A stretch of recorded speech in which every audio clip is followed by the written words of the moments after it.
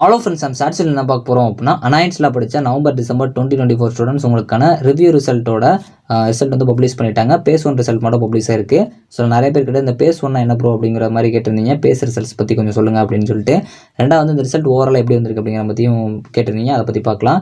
First வந்து result வந்து publish ஆயிடுச்சு. இது எல்லாரும் செக் பண்ணியிருப்பீங்க. அதாவது ரிவ்யூ அப்ளை பண்ண ஸ்டூடெண்ட்ஸ் இதுக்கு 3000 பே பண்ணியிருப்பீங்க.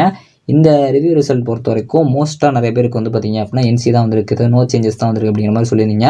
ஒரு சில ஸ்டூடெண்ட்ஸ்க்கு வந்து கிரேட் வந்து சேஞ்ச் ஆயிருக்கு, பாஸ் ஆயிருக்கு அப்படிங்கிற மாதிரியும் பாசிட்டிவாகவும் சொல்லியிருந்தீங்க.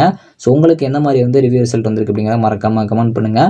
ரெண்டாவது நிறைய பேர் கேட்டது, இந்த பேஸ் ரிசல்ட்னா என்ன ப்ரோ, பேஸ் ஒன் ரிசல்ட் தான் பப்ளிஷ் ஆயிருக்கு அப்படின்னா என்ன அப்படின்னு கேட்டிங்கன்னா, ஸோ அதாவது வந்து ரிசல்ட்டை வந்து டேரெக்டாக வந்து மொத்தமாக வந்து பப்ளிஷ் பண்ணாமல் பிரித்து வந்து பப்ளிஷ் பண்ணுவாங்க. அதை பேஸ் வைஸாக அப்படிங்கிற மாதிரி சொல்லுவாங்க. இப்போ பேஸ் ஒன் ஸ்டூடெண்ட்ஸ் அப்படின்னா யாருன்னா, இப்போ ஃபஸ்ட் இயர் ஸ்டூடெண்ட்ஸ்க்கு முன்னாடியே வந்து ரிவ்யூ அப்ளை பண்ணியிருப்பாங்க. ஸோ அதனால் அவங்க எல்லாத்துக்கும் பார்த்தீங்க அப்படின்னா ரிசல்ட் வந்து இந்த பேஸ் ஒன்னில் பப்ளிஷ் ஆயிருக்கும். அப்போ பேஸ் டூவில் யாருக்கு வரும்னு கேட்டிங்கன்னா, இந்த ஃபஸ்ட் இயர் ஸ்டூடெண்ட்ஸ் அது மாதிரி வந்து இந்த பேஸ் ஒன்னில் வராத ரிசல்ட் எல்லாம் வந்து பேஸ் டூவில் வரும். ஸோ அதனால் பேஸ் வைஸாக வந்து டோட்டலாக உங்களுக்கு பப்ளிஷ் பண்ணாமல் பிரித்து பப்ளிஷ் பண்ணுறது தான் பேஸ் ஒன் பேஸ் டூன்னு சொல்லுவாங்க. மோஸ்ட்லி இந்த பேஸ் ஒன் பேஸ் டூ இந்த ரெண்டு ரிசல்ட் தான் வந்து பப்ளிஷ் ஆகும். ஸோ இப்போ உங்களுக்கு ஒரு கிளியர் ஆகிருக்கும்னு நினைக்கிறேன். அதாவது ரிவ்யூ ரிசல்ட்டில் உங்களுக்கு எப்படி ரிசல்ட் வந்திருக்கு அப்படிங்கிற மறக்காமல் கமெண்ட் பண்ணுங்கள். ஸோ இந்த ஷார்ட்ஸை மறக்காமல் உங்கள் ஃப்ரெண்ட்ஸ் அண்ட் ஜூனியர்ஸ்க்கு ஷேர் பண்ணுங்கள். தேங்க்ஸ் ஃபார் வாட்சிங்.